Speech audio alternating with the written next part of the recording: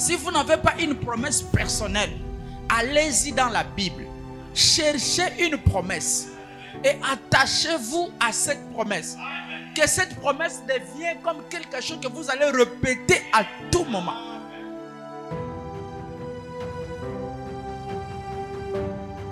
Nous devons comprendre quelque chose. Que Dieu répond qu'au moyen de la prière. La prière, c'est une voie par laquelle Dieu nous a mis en place pour que nous puissions l'invoquer.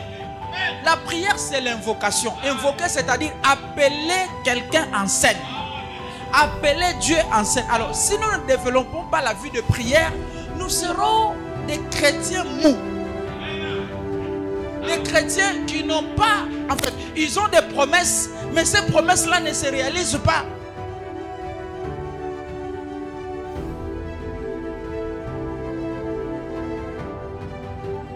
Alors, quand quelqu'un a véritablement la foi, le problème c'est que sa marche avec Dieu sera différente. Il aura une vision différente. La personne aura la manière de voir différente.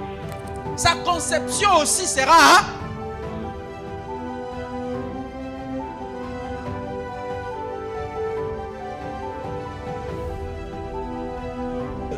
C'est au moyen de la prière que nous communiquons avec Dieu.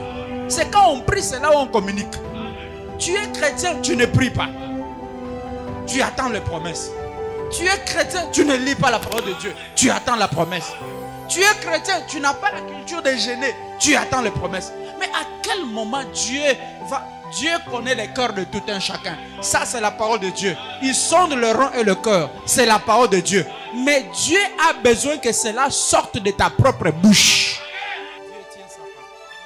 La main de l'Éternel fut sur moi, et l'Éternel me transporta en esprit, et me déposa dans le milieu d'une vallée remplie d'ossements.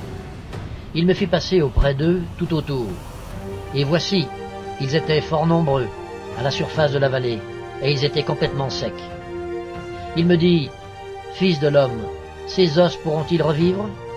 Je répondis, « Seigneur éternel, tu le sais. » Il me dit, « Prophétise sur ces os, et dis-leur, ossements desséchés, écoutez la parole de l'Éternel. Ainsi parle le Seigneur l'Éternel à ses os. Voici, je vais faire entrer en vous un esprit, et vous vivrez. Je vous donnerai des nerfs, je ferai croître sur vous de la chair, je vous couvrirai de peau, je mettrai en vous un esprit, et vous vivrez, et vous saurez que je suis l'Éternel.